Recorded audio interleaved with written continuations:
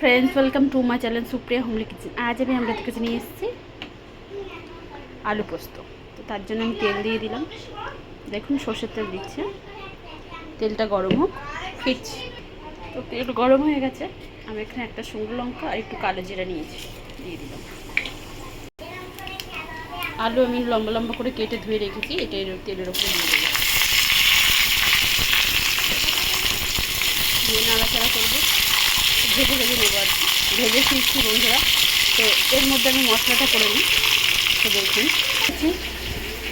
তার মধ্যে একটু পোস্ত দিচ্ছি, না তার মধ্যে একটু কাজু বাদাম দিলাম আর একটু পোস্ত। এবার এটাকে আমি শুকনো অবস্থায় আগে পেস্ট করে নিই।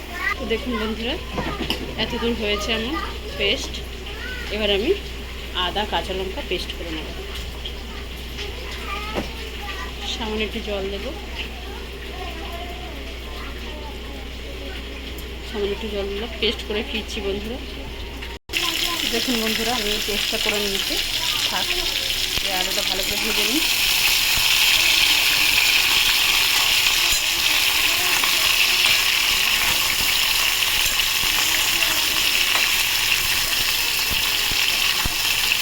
এবার আমি এর মধ্যে নুন দিয়ে দেবো, স্বাদ মতো নুন দিয়ে দিলাম।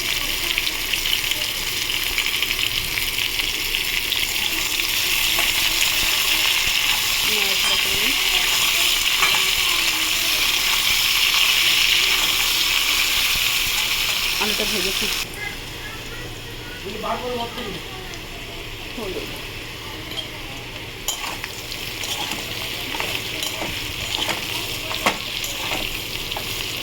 দিয়ে দিলাম।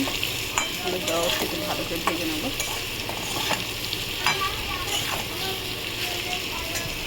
তো বন্ধুরা, আমি এই পেস্টটা এবার দিয়ে দেবো।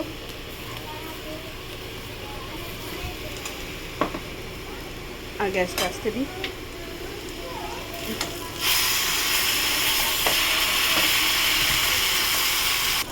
ভালো করে নাড়াচাড়া করে নেব, এক হাতে তো।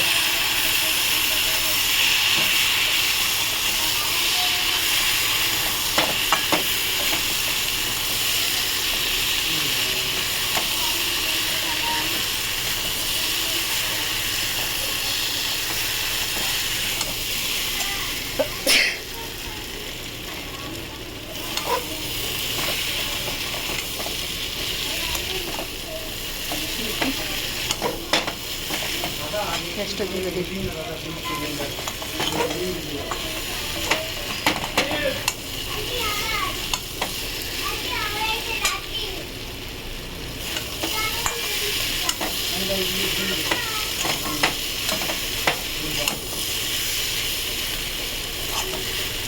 এবার স্বাদ মতো চিনি দিয়ে দিই।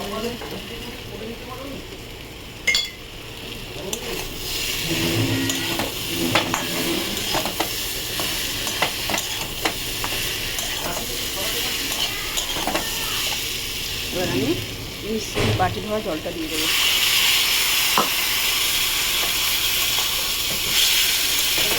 একটু জল দেবো,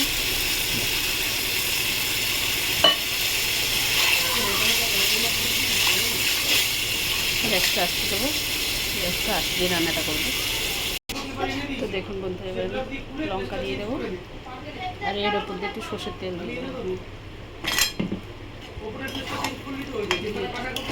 ঢাকা দেবো।